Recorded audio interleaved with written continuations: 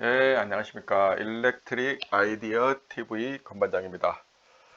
지난 시간에는 25번까지 3회차 문제를 풀어봤고, 이번 시간에는 26번서부터 30번까지 해서 5문제를 풀어볼 수 있도록 하겠습니다. 15년도 3회차 2과목 전기 기기 시작하겠습니다. 먼저 지난 시간 복습 간단히 하고 진행할게요. 21번 변압기의 임피던스 전압은 답은 전격 전류가 흐를 때의 변압기 내의 전압 강화. 22번 그림은 전력 제어 소자를 이용한 위상 제어 회로이다. 전동기의 속도를 제어하기 위하여 가부분에 사용되는 소자는 이거는 저기 트라이액이 있고 여기 옆에 다이액 아니 저기 다이액이 있고 트라이액입니다. 답은 3번. 23번 전격이 1000V, 전류가 500A, 역률이 90%의 삼상 동기발전기 단락전류는 단 단락비는 1.3으로 주어졌어요. 단락비가 전기저항은 무시한다. 그래서 IS를 구하는 건데 우리가 단락비 계산식 KS는 단락전류를 전격전류로 나누는 게 단락비지요. 그래서 이 공식을 가지고서 이제 변환을 해서 쓰면 이렇게 계산할 수가 있습니다. 그래서 답은 3번 650A. 24번 두 대의 동기발전기 A, B가 병렬 운전하고 있을 때 A기의 여자 전류를 증가시키면 어떻게 되는가? 답은 이거죠, 이거. 1번 A의 역률은 낮아지고 B의 역률은 높아진다. 25번 다음의 정류 곡선 중 브러쉬 후단 불꽃이 발생한다 그러면 부족 종류죠. 만약 앞단이 발생한다 그러면 전단이 발생한다 그러면 과종류가 되는 거고 답은 일단 4번이에요. 오늘의 문제입니다. 이것도 복잡하죠. 쫓아갈 수 있는 사람만 쫓아가세요. 여기서 사실 이 문제에서는 이것만 알면은 사실 이제 토크는 공급전압 자승에 비례한다 라고만 알고 계시면 돼요. 그래서 여기 보면은 그러니까 전압에 비례한다라는 것만 알고 계시면 돼요. 그래서 그 슬립이 일정한 경우 유도전동기 공급전압이 2분의 1로 감소되면 토크는 처음에 비해 어떻게 되는가? 우리가 토크는 전압에 비례를 하기 때문에 2분의 1로 들어서면 자승에 비례하거든. 자승에 제곱근에 비례를 하기 때문에 4분의 1배로 줄어듭니다.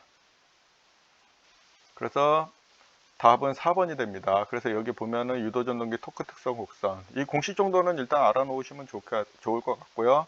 그 다음에 2차 전류 계산. 이거는 이제 우리가 유도전동기 중에서 이제 권선형 유도전동기에 해당하는 거고, 여기 이제 비례추이를 이제 계산하는 여기 S분의 R의 자승이 비례추이 계산하는 거거든요. 그래서 여기 보면은, 예. 그래서 요거 정도는 알고 계시면 좀 좋을 것 같아요. 나중에 요거는 레벨 2 하고 나서 업로드 되니까 그때 보시면 좋을 것 같아요. 그래서 여기서 답은 4번. 27번 권선형에서 유도전동기가 농형이 있고 권선형이 있어요. 삼성 유도전동기에. 거기서 비례추이를 이용한 기동법은 2차 저항기동법입니다. 2차 저항기동법. 나머지 리액터나 기동보상기나 Y델타는 농형 유도전동기 기도 방법입니다. 그래서 여기 유도전동기의 기동 방법에는 여기 농형 유도전동기의 기동 방법이 좌측에 5가지가 있고 권선형은 2개가 있어요. 그래서 농형 유도전동기의 기동 방법에는 1번 직입인데 아이고 오타가 났네요. 직입 기동법, 전전압 기도. 그러니까 그냥 뭐냐 6.6kV 예를 들어서 고압 전동기다. 그러면은 그 6.6kV를 그냥 전동기에 그냥 바로 가해버리는 걸 우리가 직입 기동 또는 전전압 기동이라고 하는 거고, 그다음에 2번은 Y 델타 기동, 그다음에 3번은 기동 보상기에 의한 기동, 4번은 리액터 기동, 5번은 콘돌퍼 기동, 콘돌퍼 기동이요. 콘돌퍼 기동법, 콘돌퍼. 그 다음에 권선형 유조전동기 기동법에는 2차 저항 기동법과 게르게스법이 있습니다. 그리고 유도전동기의 제동 방법에는 이거 그냥 반복해서 들으셔야 돼요. 계속 익숙해질 때까지. 유도전동기의 기동 방법에는 발전제동, 회생제동, 역상제동, 직류제동이 있다. 그 다음에 직류전동기의 제동 방법에는 발전, 역상, 회생이 있다. 기계적 제동 방법엔 전자브레이크를 이용한 방법이 있다. 이게 전동기에서 핵심은 뭐냐면요. 우리가 직류기, 뭐 동기기, 그 다음에 유도기 이렇게 있잖아요. 여기에 보면은 기동 방법, 제동 방법, 그 다음에 속도 제어 방법, 이런 것들에 대해서 그냥 완벽하게 외우고 계셔야 돼요. 나중에 내가 이제 시간이 지나면 한번 모아서 다 얘기를 해주긴 할 건데, 이거는 문제가 수시로 나오기 때문에 여러분들께서 그냥 달달달달달 외워서 이 문제만큼은 틀리면 안 되는 거예요. 그만큼 문제가 중요하다는 거죠. 그래서 여기 이렇게 또 제가 가지고 왔죠. 그래서 이제 교류전동기에는 유도전동기와 동기전동기가 있고, 유도전동기에는 단상유도전동기와 삼상유도전동기가 있고, 동기전동기에는 단상동기전동기와 삼상동기전동기가 있다.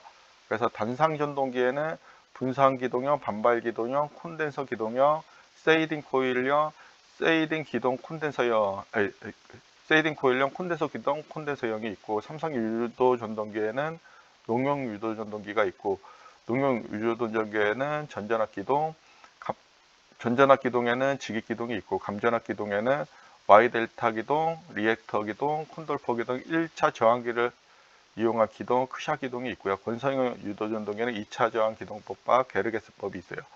그 다음에 동기전동기에서 삼성 유도전동기는 자기기동법과 기동전동기법, 저주파 기동법이 있어요. 자기기동법, 기동전동기법, 그 다음에 저주파 기동법 이렇게 있다라는 걸 좀 알고 넘어가시면 좋을 것 같아요. 그 다음 28번 동기발전기에서 역률각이 90도 늦을 때의 전기자 반작용. 이 문제도 참 많이 나오는 문제예요. 그래서 제가 여기 표로 이렇게 정리했고, 이거는 우리가 직류 전동기와 동기 발전기와 동기 전동기가 있어요. 그래서 감자냐 증자냐를 이제 판단을 할 적에 이제 전류가 기준이에요. 여기 발전기 문제죠. 발전기에서 동기 전동기면 또 여기 부분에서 봐야 되는 거예요. 그래서 전류가 기준입니다. 이렇게 갔어요. 그러면은 예를 들어서 얘는 감자작용은 전류가 뒤지는 거예요. 그러니까 지상역률인 거예요. 전류 기준으로 설명하는 거예요. 그 다음에 발전기 부분에서 얘가 이렇게 갔어요. I가 앞에 있어요. 그러면은 I가 앞선 거예요. 이건 증자다. 그 다음에 여기 전동기에서는 전류가 또 뒤져요. 그러면 증자, 그 다음에 전류가 앞서요. 그럼 감자. 여기 문제에서는 뭐예요? 발전기의 역률각이 뒤졌다. 그러면 I가 뒤진 거죠. 그럼 감자작용. 답은 4번이 되는 겁니다. 여기 이제 그 설명을 이렇게 놔둔 겁니다. 1사분면, 2사분면, 3사분면, 4사분면 이렇게 이제 구분을 해가지고 4개 분면으로 나눠서 이제 했고요. 여기서 이제 뭐 이제 플러스 마이너스 플러스 이런 기호도 이렇게 표시가 되어져 있습니다. 그 다음에 뭐 여기 보면은 R 부하는 유효성, 그러니까 위상차가 없다, 동상이고요. LC는 X 무효성이고 위상차가 발생됩니다. R만의 부하에서는 동상입니다. 동상. LC가 있으면은 위상차가 빠르냐 뒤지냐에 따라서 이게 나와요. 그 다음에 교차 자화작용, 용횡축 반작용은 I 코사인 섹타, 직축 반작용은 I 사인 섹타. 이렇게만 일단 암기를 해두세요. 그래서 요거 되게 중요합니다. 요거 상당히 중요하고, 이렇게 이 문제로만 4문제를 풀 수가 있죠.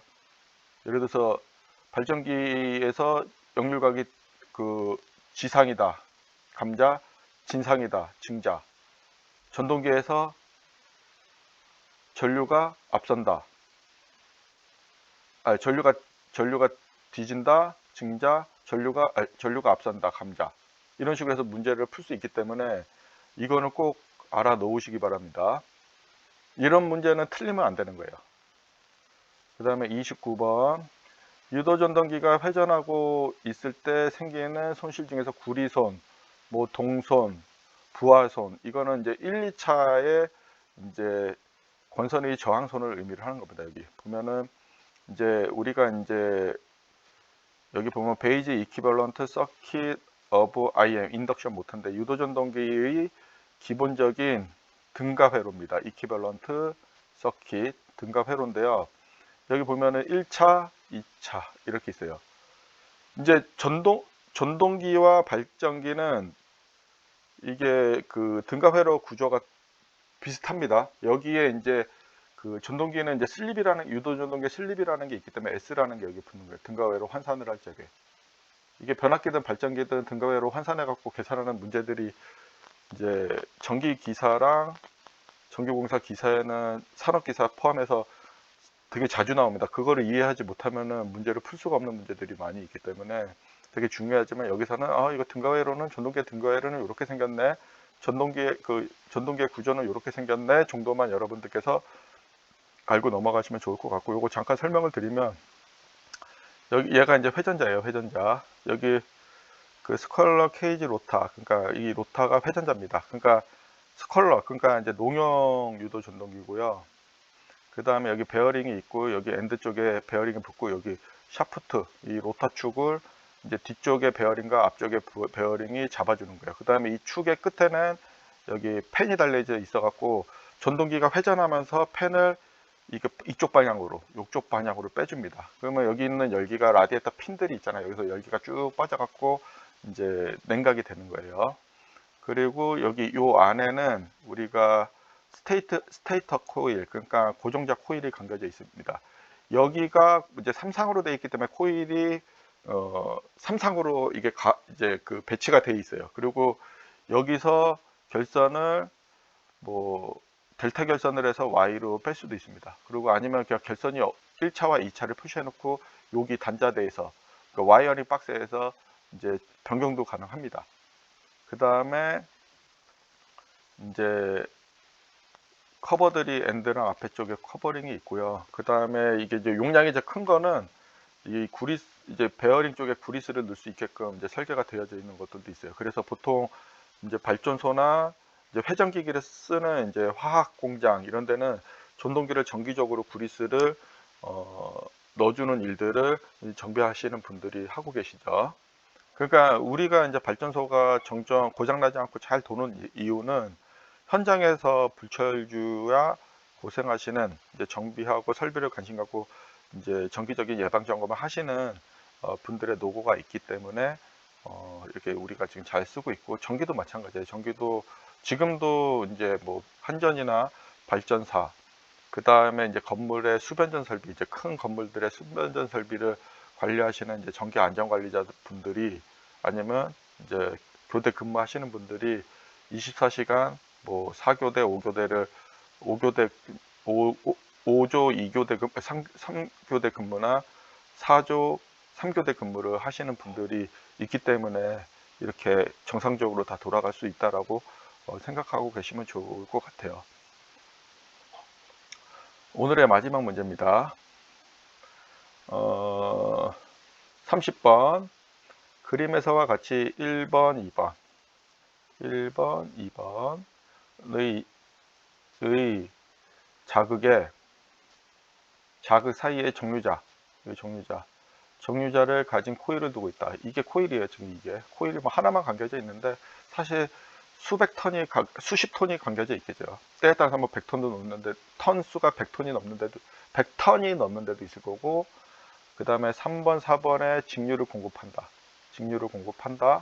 그래서 X와 X-의 축으로 하여 코일을 시계 방향으로 시계 방향으로 지금 여기 표시가 이렇게 되는 거죠. 이렇게 시계 방향으로 회전시키고자 한다. 1, 2번의 자극성과 3, 4번의 전원성을 어떻게 되는가. 그러니까 이런 문제들은 사실 이제 우리가 지금 여기에 보면은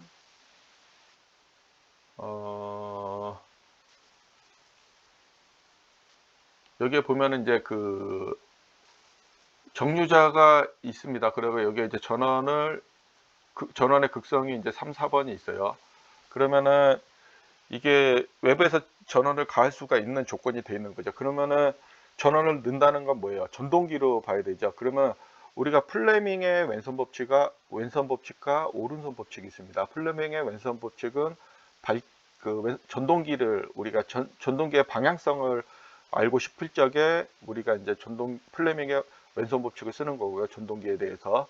그 반대로 이제 발전기의 그 방향성을 알기 위해서는 플레밍의 오른손 법칙을 씁니다. 그래서 오발, 오른쪽은 발전기, 왼전은 그 전동기, 왼손은 전동기. 이런 식으로 해서 외워 놓으시면 좋을 것 같아요. 그 다음에 이런 원리들은 여기 그 블로그에 행복을 꿈꾸는 전기쟁이의 그 플레밍의 오른손 법칙과 왼손 법칙, 렌츠의 법칙, 전자 유도작용, 그 다음에 뭐 여러 그 이론들에 대해서 제가 업로드를 해 놓은 자료들이 있어요. 그래서 그거 참고하셔서 보셔도 좋습니다. 그래서 이 문제는 그 플레밍의 왼손 법칙을 알지 못하면 풀 수 없는 겁니다. 그래서 플레밍의 왼손 법칙을 정확히 알고 계셔야 돼요. 그래서 여기 보면은 이제 왼손을 들고 이제 엄지가 이제 그 힘의 방향이에요. 그 다음에 이제 인지가 그 자개의 방향, 그 검지가 그 전류의 방향이 됩니다. 그래서 이걸 가지고 손가락 위치를 가지고 보셔야 돼요. 그래서 제가 일단 이 문제는 안 나와 있어요. 이 방향, 화살표 요런 색깔 방향들이 안 나와 있고, 내가 여러분들 설명하기 위해서 이제 가지고 왔고, 이렇게 왼손을 뒤집어 놨어요. 그래서 이렇게 하니까 요렇게. 왜냐하면 시계 방향으로 돌기 위해서는 네모난 이 코일이 밑으로 내려가야 되잖아요. 그러면 힘의 방향이 밑으로 되고 얘는 위로 올라오겠죠. 일단 기준점을 여기서 잡았어요. 그 자개는 이쪽으로 가죠. N에서 S로, N극에서 S극으로. N이 마이너스고 S가 플러스 극이죠. 그래서 이렇게 자개가 그렇게, 우리가 그 영구자석의 N극과 S극을 딱 넣으면은 우리가 그 뭐죠? 그 철칩을 이렇게 뿌려 놓으면은 N극에서 나와서 S극으로 들어가는 것처럼 그림이 보여지잖아요. 그래서 N극에서 나와서 S극으로 들어간다. S극에서 나와 N극으로 들어간다. 말 잘못했어요. S극에서 나와서 N극으로 들어간다. N이 플러스 S극이 플러스 N극이 마이너스다. 일단 생각하고, 이렇게 자개의 방향이 빨간색 쪽으로 가는 거예요. 근데 힘의 방향은 우리 색깔을 구분할지 모르겠지만 이게 양쪽에 있는 요거랑 요거의 방향으로 움직여 줘야지 시계 방향으로 가는 거고, 전류의 방향은 이렇게 가고 이렇게 갑니다. 그래서 답은 얘가 돼요. S는 1번 S 제가 표시를 해놨어요. 2번은 N, 그 다음에 3번은 플러스, 4번은 마이너스가 됩니다. 모르겠다 그러면 N극은 마이너스이기 때문에 회전 방향이랑 자개 방향만 잡고서 그 N극이 있는 데가 플러스, S극이 있는 데가 마이너스, S극이 있는 데가 플러스, 그 다음에 N극이 있는 데가 마이너스, 이렇게 생각하셔도 돼요. 일단. 그래서 여기 답은 3번입니다. 그러니까 제가 오늘 이게 15년도 3회차가 되게 용어들이 제가 정리하면서 되게 많이 나오더라고요. 그래서 이게 좀 많다고 해서 너무 걱정할 필요 없고, 제가 이렇게 정리해 놓은 것들도 있으니 여러분들께서 업로드 하시면 나중에 일단 반복해서 계속 보세요. 반복해서 보고, 또 이게 설명이 좀 이상하다 그러면 정리해서 보세요. 이게 정지해서 한번 읽어보세요. 글들을. 제가 이렇게 다 옆에 여러분도 공부할 수 있게끔 만들어 놨고 하니까요. 그래서 한번 읽어보면서 지금 이 5문제를 여러분들께서, 전기기기가 되게 어려운 학문 중에 하나예요. 전기기기가 진짜 어렵거든요. 이게 생각을 해야 돼요. 전기기기는. 회로 이론도 뭐 오메 법칙이나 뭐 이제 뭐 분배 법칙, 뭐 여러 가지 뭐 라플라스 변화 이런 공식들이 있는데, 그런 것들은 공식 놓고 나오는 문제들도 있는데, 얘네들은 전 자개적으로 해석을 하기 때문에 생각을 좀 해야 돼요. 전기기기는. 그래서 어려워요.